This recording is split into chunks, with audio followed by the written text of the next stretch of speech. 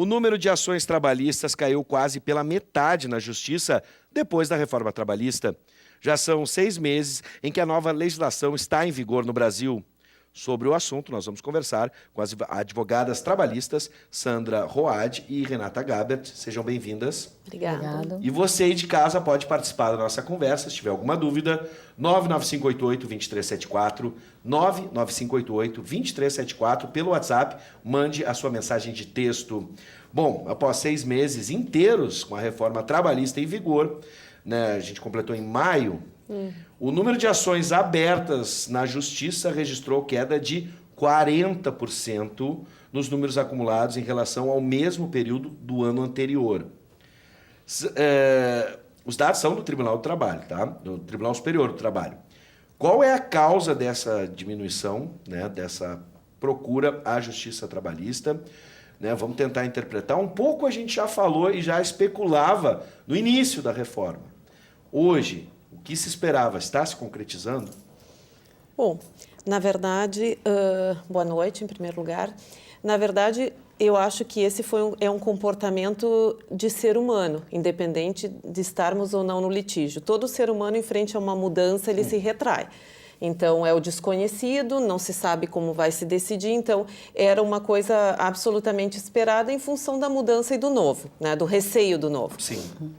Esses números, eles realmente tiveram essa queda drástica, porque também o que aconteceu? Um mês antes da entrada em vigor, houve uma alta muito significativa de processos, porque se procuraram ajuizar ações que estavam represadas justamente para... Então, era natural também, em função dessa correria que teve, que caísse um pouco quando entrou a reforma trabalhista, entrou em pleno vigor. Sim. E agora, passado já um tempo, recesso, tudo, já começa, ainda que um pouco tímido, o número a crescer. Eu acho que porque já se cria uma zona de conforto em relação a saber o que vai ser decidido ou não. Sim. E as pessoas começam também a saber onde estão pisando. Então, acho que aos poucos nós vamos retomar. Não sei se o número que tínhamos antes de reclamatórias trabalhistas, mas o número, essa queda desse percentual tão elevado, ele vai ser retomado, né? O que eu acho que vai haver é um pouco, as ações vão se tornar mais enxutas, em função da sucumbência e de que o reclamante pode vir a ser condenado sobre os pedidos que ele não tiver julgados procedentes. Então, acho que as ações elas vão ser mais compactas, ou seja, vai se pedir o que efetivamente se entende que é devido e que se pode ganhar.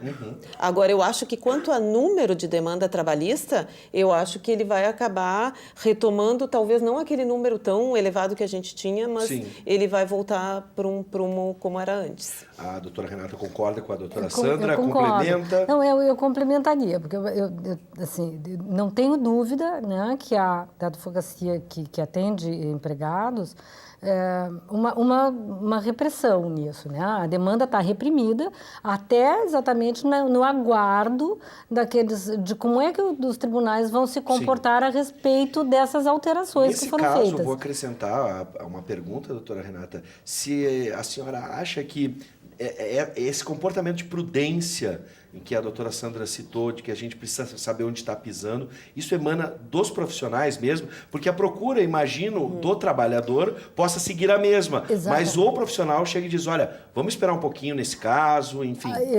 Eu não posso dizer que todos, sim, né? Claro. Mas com certeza uma boa parte de profissionais, sim. Então, quer dizer, quais são as ações que não podem deixar de ser ajuizadas? Aquelas onde a prescrição está acontecendo, porque senão você vai tirar o direito do trabalhador poder fazer a reclamatória. Mas nas outras em que o prazo prescricional ainda é grande, a possibilidade da gente fazer uma espera. E como a colega falou, quando o próprio Código de Processo Civil sofreu alterações agora, e não faz tanto tempo, também, logo que algumas questões mudam, a comunidade jurídica fica, não é, esperando vamos dizer assim, o equilíbrio de forças, né, o entendimento do tribunal, como é que as coisas fazem. Toda vez que a legislação muda, isso acontece. Então, nesse momento, há, no meu ponto de vista, apenas uma uma repressão da demanda. Sim. Que a gente vinha até comentando antes, né? Porque seria muito bom se os problemas se resolvessem, né? Com certeza. Seja, mudou a legislação, não tem mais problema, os empregadores cumprem suas obrigações, os empregados também, então resolveu tudo. Na verdade, os problemas continuam existindo, né? Claro. Então, a judicialização deles é que está num ritmo de espera. Nós temos hoje no Supremo Tribunal está sendo julgada a questão da contribuição sindical, quer dizer, Sim. né? Daí está na lei, está na lei, mas aí uns dizem que é constitucional, outros que não é. Então, tudo isso está se adaptando ainda, não tem um consenso. Tô lembrando ali do cafezinho, ali onde eu participo na Rádio Mix, a gente tem um slogan, né? Traga comida, não traga problemas. Os problemas, eles vão continuar existindo, Sim. né? Os conflitos na área do trabalho vão continuar existindo entre empregados e empregadores.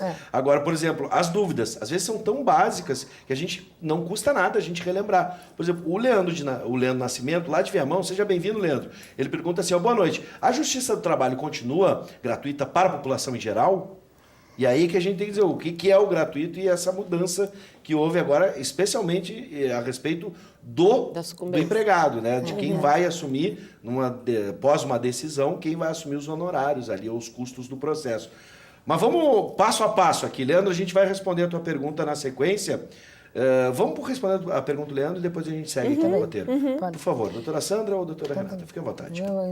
É que na questão da sucumbência existe agora na legislação uma coisa bem clara, que diz assim, que em relação a pedidos julgados improcedentes ou extintos, a parte sucumbente, que daí no caso seria o reclamante, o autor da ação, ele terá a obrigação de pagar honorários advocatícios. A assistência judiciária gratuita, ou seja, custas, isso continua valendo e desde que comprove a situação de não perceber mais que 2 salários mínimos, Sim. ele vai ter o acesso. Agora, o que as pessoas estão preocupadas é com a questão da sucumbência. E realmente, isso está na legislação que os empregados vão ter que pagar. Já está sendo resolvido na prática, trago aqui os juízes, o que eles têm feito em algumas sentenças? Eles fixam valores que são bem baixos. Por exemplo, eu peço uma indenização por danos morais de 10 mil e o juiz indeferiu.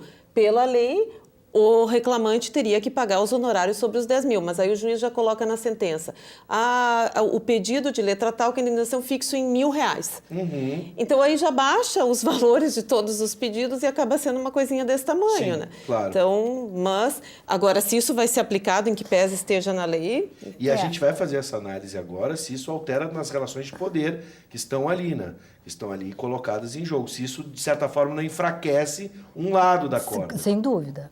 Sim. Quanto a isso, sem dúvida. Há casos em que o reclamante, nessa possibilidade, desiste de fazer algum pedido. Sim. Então, por exemplo, há uma prestação por exemplo, né, de 1 hora extra feita pelo empregado, mal suprida pelo empregador, e mesmo ele sabendo que tem testemunha, etc. e tal, muitas vezes a pessoa se retrai em querer fazer a cobrança. Então, é aquilo. Na verdade, o que diminuíram as ações foram as alterações processuais. São duas coisas que a gente tem que separar nessa reforma trabalhista. Uma é a questão da legislação, da relação do trabalho. A outra coisa são os impedimentos que foram criados dos processos, da demanda judicial, entende? Seria como mudar um Código Civil e mudar um Código de Processo. Isso na CLT é feito no mesmo diploma, no mesmo conjunto legal. E eles alteraram tanto o processo trabalhista quanto legislação trabalhista. Sim. E o que está reprimindo a demanda não é o cumprimento da relação de trabalho, é o impedimento ou a dificuldade do processo trabalhista. Sim. Que aí o entendimento do tribunal vai fazer Claro. né? Eu quero lembrar que o Alexandre, né, pediu também, o Alexandre Martinin, é isso, né? O Alexandre Martinin também pediu um esclarecimento a respeito disso, né, da parte sucumbente. Mas agora vamos voltar então para as relações de poder, né, essas relações que estão envolvidas entre contratante, contratada, reclamante, enfim. Por exemplo, tá? Alguns especialistas favoráveis à reforma trabalhista afirmam que há uma tendência de que os processos sejam, eu vou abrir aspas, mais sérios, com uma avaliação mais crítica antes que sejam abertos. Essa mudança na lei pode trazer um equilíbrio maior entre as partes envolvidas, aquilo que a gente estava falando, ou o contrário, podem trazer uma desigualdade maior entre empregador e trabalhador? É que aí a gente tem os dois lados da moeda, exatamente o que a doutora acabou de colocar, que acaba, por vezes, o empregado com receio de não ver provido o seu pleito, embora ele ache que tenha direito, e até tenha, né? Então ele não pede por via das dúvidas, mas, por outro lado, a gente não pode ignorar também as ações absurdas que a gente tinha de pessoas que realmente não tinham alguns direitos e que entravam no se colar colou, né? Sim. Porque o se colar colou não gerava nenhum tipo de provável prejuízo, já que se ele não ganhasse, não tivesse o provimento do seu pleito, ele não ia ter que pagar nada. A sucumbência agora, ela moraliza um pouco isso, Sim. porque, ou seja, os pedidos vão ser mais sérios na medida em que realmente as pessoas vão pedir aquilo que efetivamente tem direito, com a ressalva de que algumas pessoas efetivamente vão ter direitos a algumas coisas e vão deixar de pedir por receio de não conseguir fazer a prova Sim. e de sofrer algum Tá meio prejuízo. se correr, o bicho pega, se ficar, o bicho eu vou come. um pouco mais longe, né? Porque às vezes eu acho que essa coisa sempre é posta tendenciosamente o tendente, né, a colocar no colo do trabalhador. Por exemplo, há uns quase 10 anos, eu tinha um trabalho com um colega e nós levamos, eu acho que uns 3 anos, para comprovar que uma determinada empresa aqui do Vale fraudava o ponto. Então, o ponto era eletrônico e havia fraude na contagem do horário. Então, veja, hoje, isto, para os empregados fazerem isso, até nós conseguirmos provar, levou um tempão. Então, você tira, porque o trabalhador, ele é de muito menor capacidade que o empregador dele. Né? A menos que seja um empregador de 2, 3 funcionários, menos de 10 funcionários, uma grande empresa, ela tem uma capacidade econômica de suporte muito maior do que o trabalhador. Então, ele ter que provar contra a máquina da empresa e ainda ter que pagar aquilo que ele sabe que ele trabalhou e por vezes ele não recebeu, é complicado. Então, essa discussão eu acho ela muito ruim dessa forma como ela é feita. Sim. Porque também há muito descumprimento do lado do Eu acho que do nesse empregador. caso a gente tem que evitar generalizações. Exato. Nem Nem todo tanto trabalhador lá, é o famoso, nem tanto entre aspas, cá. põe Exato. tudo, o famoso põe tudo. Não, o advogado diz, põe tudo e a gente vê o que o juiz Isso, vai não, dar. Nem todo trabalhador é assim, né? Assim como também a gente sabe que em outros casos Tem houve excessos. excesso. Não, Claro. E infelizmente acaba se fazendo que os bons paguem pelos ruins, né? Sim, É Tanto justamente de um lado quanto do outro. Exatamente. É. Bom, o Antônio, ele pergunta o seguinte, olha lá, fui preso e fui demitido por justa causa, por abandono. Isso é correto? Teria que se analisar bem o caso do Antônio. difícil de responder, É difícil, né? Antônio. Eu sugiro, então, que procure um profissional que possa te orientar nesse caso. Temos mais uma, mas essa nova lei só vale para contratos depois dela, aí que a gente entra nessa questão. E justamente teve aquela enxurrada inicial antes da legislação entrar em vigor. Hoje, como é que funciona? Pergunta para o Fagundes que pergunta. Aqui Tem de uma Canoas. normativa já, né? Então, algumas questões... Aí assim, dependendo do item, houve uma especificação de momento. Uma via de regra, ela não retrocede. Não retrocede aos contratos anteriores, né? Mas aí tem que examinar exatamente qual é a matéria que vai ser anterior, que retroagiria, que incidiria nos contratos anteriores ou não. Bom, para vencer aqui as pautas, a gente está com pouco tempo e tem questões muito interessantes aqui. Preste atenção, por exemplo, em uma análise hoje, vou deixar essa para o final, vamos ver se a gente consegue tempo, mas rapidamente, aumentou a celeridade.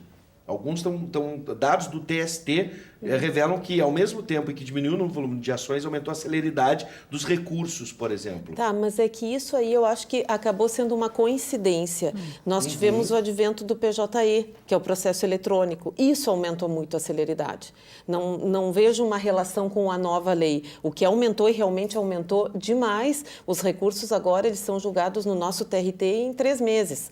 Então, mas isso foi muito mais a questão do PJE do que a legislação. Não vejo essa relação. Bom, agora sim uma análise, infelizmente eu tenho pouco tempo, é uma missão difícil, mas dá para a gente dizer que a nova lei trabalhista já está, abre aspas, dominada no meio jurídico. Hoje, a gente tem segurança para isso? De jeito nenhum. Em hipótese Em alguma? hipótese alguma. Porque assim, ó, Nem estamos perto. pisando... E nem perto, Nem né, perto, doutora? Nem nem Estamos perto, nem perto. nem Acho que perto. não estamos nem na metade do caminho. Realmente assim, ó, tudo tá muito nebuloso. Pior, cada juiz entende de uma forma. Nós não temos nenhum consenso assim, os juízes de primeiro grau entendem assim, os desembargadores... Não. Cada vara entende de uma forma, cada desembargador entende, cada advogado entende de uma forma. Então, assim, a tão aclamada segurança jurídica vai uma estrada muito longa. Eu acho que nós, quando muito, tenhamos trilhado, não sei, nem quarta parte, eu diria. Bom, não tem. isso significa que nós vamos nos encontrar outras Várias vezes, doutoras, e a gente vai conversar ainda sobre a nova lei, Muitas que já passou 6 meses, talvez não seja tão nova assim, mas os problemas, novos problemas vão surgir. Doutora Sandra, doutora Renata, muito obrigado por nos atender e, com certeza, até breve. Obrigada, Muito obrigada. boa noite. Boa noite.